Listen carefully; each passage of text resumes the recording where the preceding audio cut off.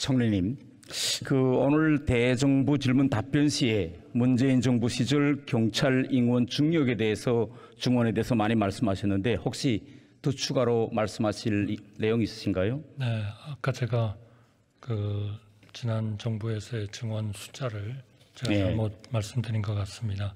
지난 정부에서는 14,571명이 증원되었다고 경찰에서 보고를 받았습니다. 제가 잘못 숫자를 말씀드린 것에 대해서 죄송하게 생각합니다. 네, 숫자 기억하기 힘드시죠? 어제 총리님께서 이 첫날 회의, 첫 질의에서부터 야당이 대통령 탄핵을 거론하는 거, 이 사실 보고 좀 충격받지 않으셨어요? 충격을 좀 받았습니다. 저는요, 이거 대정부 질의 첫날 회의 첫 질의에서부터 야당이 대통령 탄핵 권유하는 거, 이거 제가 국회 기록을 한번 다 뒤져봤습니다. 이런 일이 헌정역성이 있었느냐? 아직까지 전 찾지 못했습니다. 대단히 충격받았습니다. 이거말로 현재 국정을 닥치고 탄핵으로 이거 끌고 가자는 거 아닙니까? 어떻게 보세요? 조용하세요. 제 발언 시간입니다. 어떻게 생각하세요? 대한민국은 그럴 수 있습니다. 자유민주주의 국가이기 때문에 좀 더 합리적인 토론이 되는 쪽으로 되어야 된다 이렇게 생각을 합니다. 너무나 좀 정치화되는 그러한 토론은 바람직하지 않다 이렇게 생각합니다. 네, 총리님, 제가 이거 단도직입적으로 좀 질문을 드릴게요.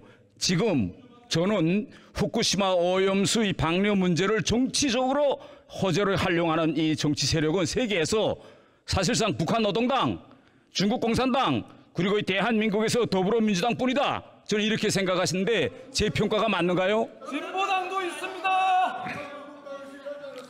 네, 진보당도 있어요. 전 세계의 대부분은 합리적으로 처리된다면, 과학적으로 처리된다면 이 방류는 반대하기 어렵다 하는 것이 세계적인 그런 여론이라고 생각합니다. 총리님, 이재명 대표가 런던 협약 당사국에 후쿠시마 오염수 방류 중단 촉구하는 친서를 발송했다고 합니다. 총리님, 혹시 이재명 대표가 각국 정부들의 어떤 내용의 편지를 보냈었는지 혹시 보고받은 바 있는가요? 저는 특별히 보고받은 바는 없습니다만 대개 어떤 내용을 말씀하셨을까 하는 그냥 추측은 할 수 있다고 생각합니다. 네, 이게 이재명 대표가 보낸 이게 편지인데요. 저는 이거 편지를 읽어보고 깜짝 놀랐습니다. 그 행간을 읽어보니까 어떤 내용이냐? 행간에는 취지는 한국의 더불어민주당은 윤석열 정부 인정하지 않는다. 윤석열 대통령도 인정하지 않는다. 한국의 대통령은 이재명이고 한국에서 주권 행사를 하는 실체도 더불어민주당이다. 이런 걸 세계에 알리는 내용으로 이거 의심할 수밖에 없습니다. 그 이유가 뭐냐? 제가 좀 구체적으로 소개하겠는데요. 자, 서두에 어떻게 되어 있느냐? 이렇게 되어 있습니다. 서두에 대한민국 국회 다수당인 더불어민주당은 하고 꼭지를 뗍니다. 이거 이 내용을 들어보면요, 이거 내각 책임제 정부들이 들어보면 이거 민주당이 우리나라에서 집권당인 줄 알고 이거 착각하게 되었어요. 그 내용을 들여다보니까 어떻게 되어 있느냐? 내용이 이렇게 되어 있어요. 대한민국 정부가 2021년 10월 국제해사기구 총회에서 일본의 방류 계획에 공식적으로 우려를 제기했다 강조하고, 그 다음에 이 내용을 어떻게 끌고 나갔냐 보니까 이렇게 되어 있습니다. 이와 관련하여 더불어민주당과 대한민국 국민들은 각국 정부들의 후쿠시마 오염수 해양 투기가 런던 협약 우정서를 위반하고 있는지 심도 있게 논의해 주실 것을 요청드린다. 이렇게 되어 있습니다. 아니, 2021년 10월 이 문제를 제기한 건 문재인 정부인데 2022년 3월 대한민국에서 정권 교체가 이루어진 이 오면한 사실 슬쩍 빼버렸습니다. 예? 이거 윤석열 정부 인정하지 않겠다고 공개 선언한 거라고 볼 수 있지 않습니까, 총리님? 전 세계가 다 알고 있어요. 글쎄요, 저는 뭔 소리 합니까 지금? 저는 런던 협약 의정서와 연관된 문제는 우리 오염수 방류에 대한 과학에 기초한 안전한 방류는 반대하지 않는다라는 입장이 지금 정부와 문재인 정부가 같았듯이 IMO에 대한 입장도 현재까지는 같다 하는 말씀을 드리겠습니다. 저는요, 이 편지를 보면서 한국에서 정권 교체가 일어나서 지금은 다른 정부라는 이 엄연한 사실을 슬쩍 빼서 다른 나라 정부들을 우롱하고 국가 관계에서 국민을 대표할 수 있는 건 행정부입니다. 그럼에도 불구하고 민주당이 국민을 대표하는 것처럼 이렇게 사실을 왜곡해서 편지를 보내는 거, 이거 국민 주권 도둑질, 난 이렇게 생각합니다. 어떻게 생각하세요? 네, 외교권, 대외적인 교섭권은 행정부에 있는 건 맞습니다. 그러나 국회에서 의견을 보내는 거는 저는 그거는 가능할 수도 있다 이렇게 생각은 합니다만 그것은 반드시 진실의 기초를 둬야 된다. 또 그렇습니다. 그렇게 말씀을 하시려면 과학의 기초를 둬야 된다 이렇게 생각합니다. 우리 윤석열 정부와 문재인 정부는 적어도 이 오염 처리수, 과학적으로 처리된 오염수를 어떻게 처리하느냐 하는 방류의 문제, 또 IMO의 런던 협약에서 오염수라는 투기, 해상 투기라는 것을 보는 그러한 개념과 시각은 저는 똑같다 이렇게 생각합니다. 저는 이렇게 국민의 선택으로 탄생된 윤석열 정부와 대통령을 인정하지 않고 닥쳐라 탄핵, 그리고 100만 수산인의 생업은 알아가지 않고 모든 전국을 정치적 수단, 탄핵 수단으로 삼는 이런 세력이 저는 반국가 세력이다 이렇게 생각하는데 총리님은 어떻게 생각하세요? 정말 수산업인 100만 명의 민생은 정말 어렵습니다. 우리 정치권에서 정말 도와주셔야 됩니다. 우리가 이거를 정말 과학적으로 토론하고 그 안전성을 토론하는 것은 좋지만 그러한 기초가 없이 국민들을 불안하게 하고 수산업인들의 영향을 받게 하는 것은 이거는 정말 민생을 위하는 우리 정치권의 모습은 아니다. 저는 그렇게 생각합니다. 총리님, 지금 민주당의 이런 괴담, 선동 반드시 실패할 겁니다. 기운 내시길 바랍니다. 다음은 통일부 장관님께서 나와 주십시오.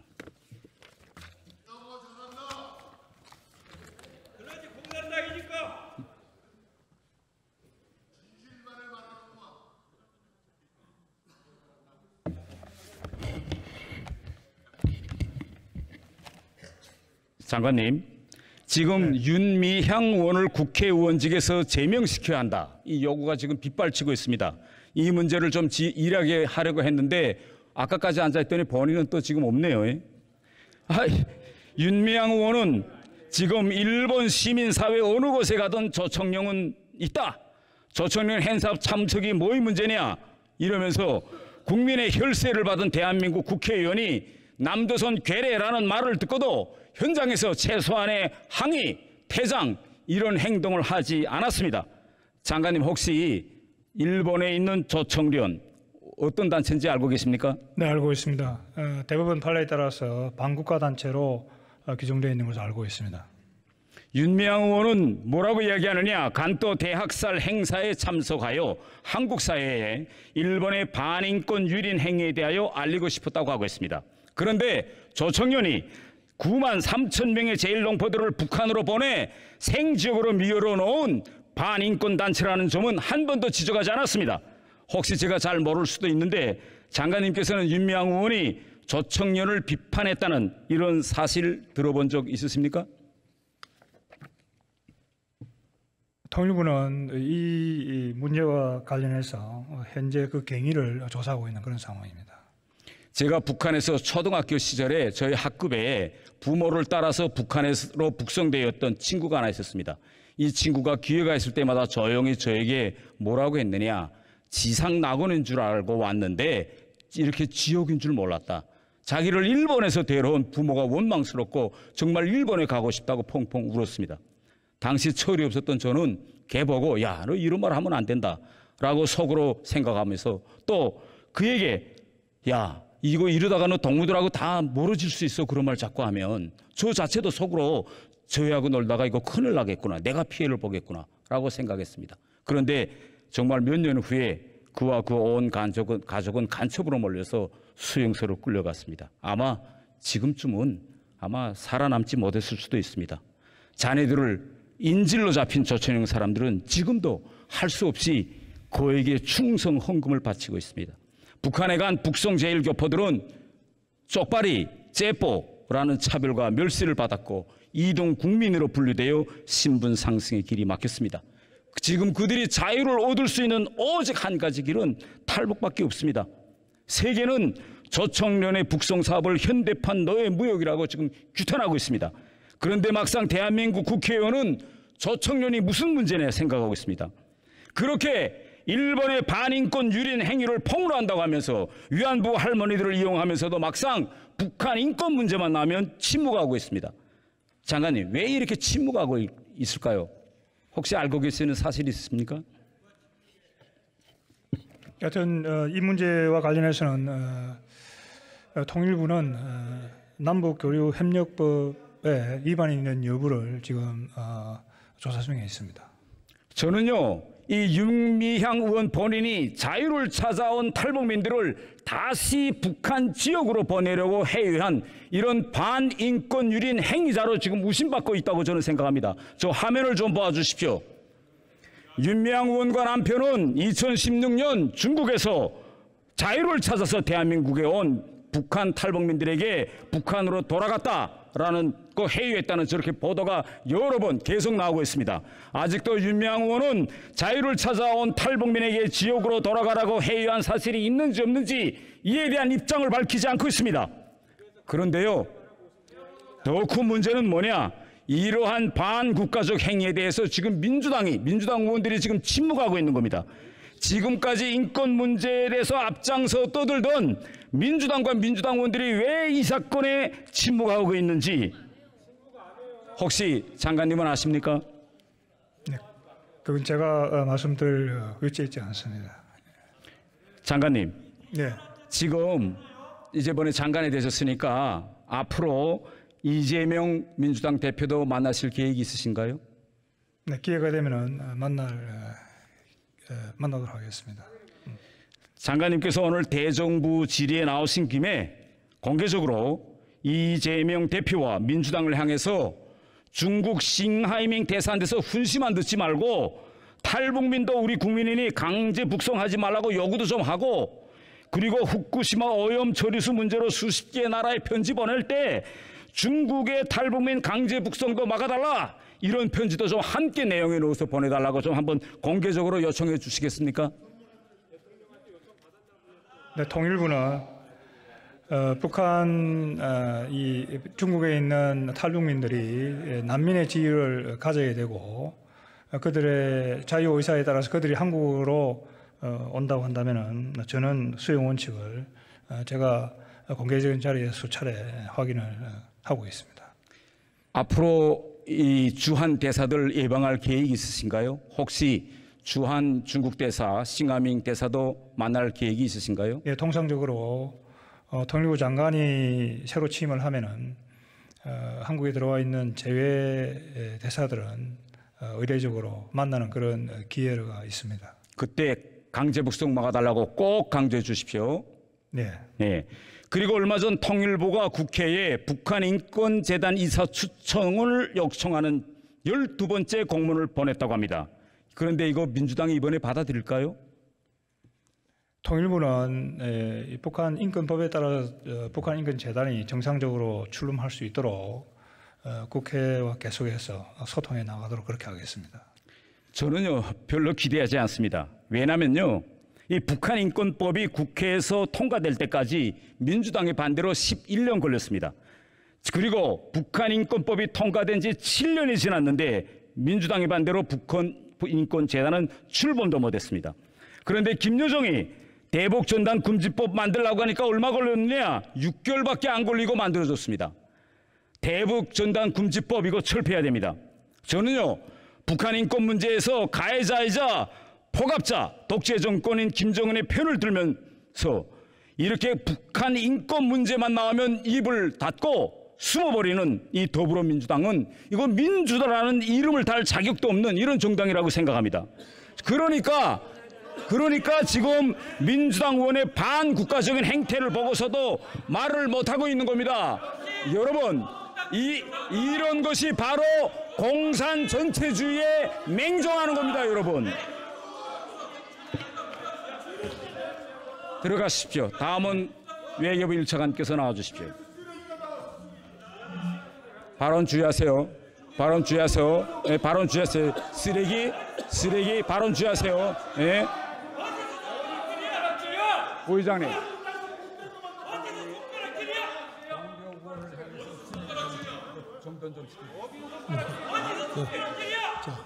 그냥 질의해 주시기 바랍니다. 뭐이 쓰레기? 뭐 쓰레기? 우리 야, 무슨 말? 태영 의원님, 의원님, 네. 우리 의원석을 향해서 응답하지 마시고요. 뭐 쓰레기?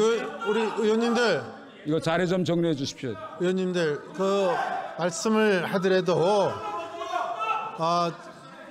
쓰레기라든지 이런 그 인신 공격적인 발언은 하지 말아 주시기 바랍니다. 부탁드리겠습니다. 자, 조용히 해 주시기 바랍니다. 질문해 주시기 바랍니다. 네. 자, 조용히 해 주세요. 질문해 주시기 바랍니다.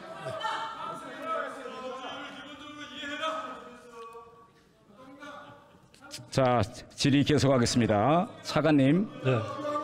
최근 러시아 국방장관이 이미 주기적으로 진행하는 중로 합동 군사훈련에 북한을 초청했다고 했으며 실제 참가 가능성이 열려있다, 이런 언급을 내놓았습니다.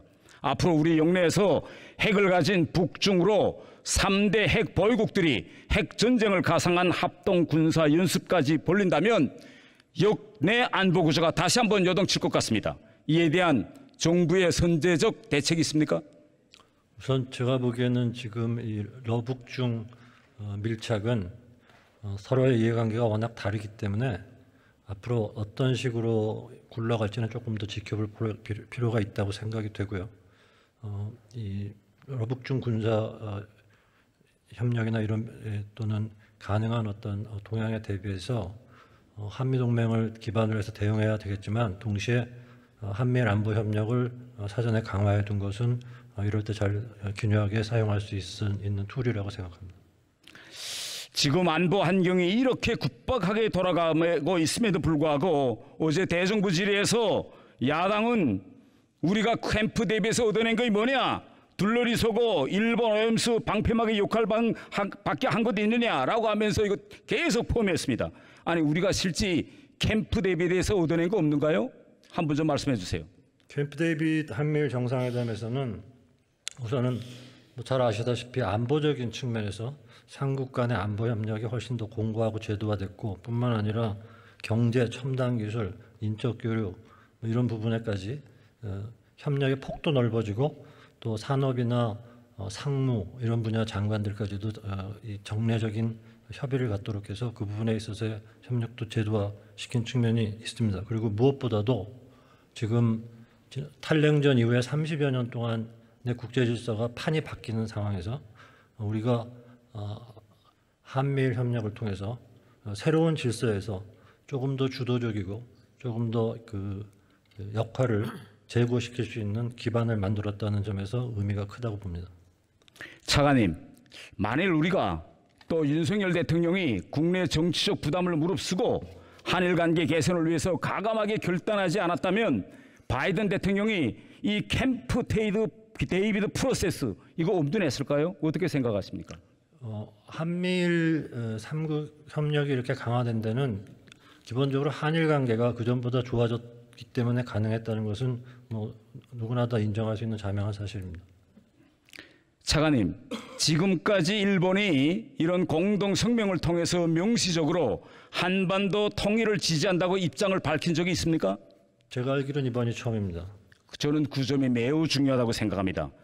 저는 지금 민주당의 행태를 보면서 과거 경부 고속도로 도로 건설을 반대했던 측의 논리가 생각납니다.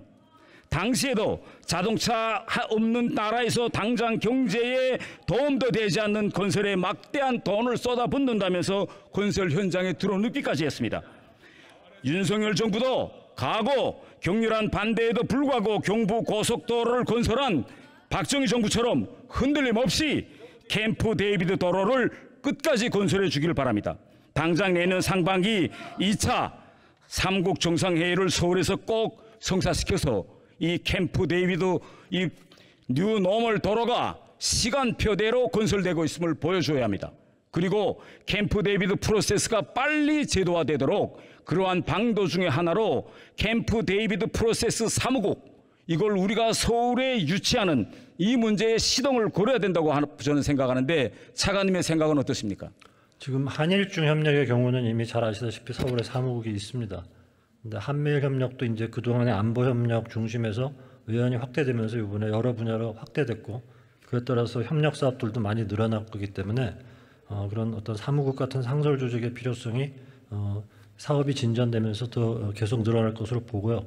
의원님 말씀 유념해서 저희가 잘 준비하도록 하겠습니다. 마지막으로 여질문만 딱 하겠습니다. 이 후쿠시마 오염수 문제와 관련해서 윤석열 정부와 문재인 정부 사이에 기조나 원칙에서 달라진 거 있습니까? 지난 정부에서 관련 장관님들께서 국회에 와서 설명하신 거나 또는 국제기구 같은 데서 말씀하신 것들에 비추어 봐서는 제가 보기에는 근본적인 차이는 없다고 봅니다. 옳습니다. 뭐 총회가 네. 있잖아요. 그때 당시 문재인 정부에서도 후쿠시마 오염수 방류 IAEA의 기준과 절차를 따른다면 반대할 이유가 없다고 분명히 이야기했습니다. 지금 우리 윤석열 정부는 그때 당시 문재인 정부의 기준을 이어받아 가지고 오히려 과학성을 더 촘촘히 확증하고 있습니다. 제 주장이 맞습니까? 예, 기본적으로 같은 기조고요. 그때에 비해서 저희가 이제 이번 정부 들어서 방류가 아무래도 임박했으니까 시찰단을 보내서 좀 더 적극적으로 확인할 면도 있습니다.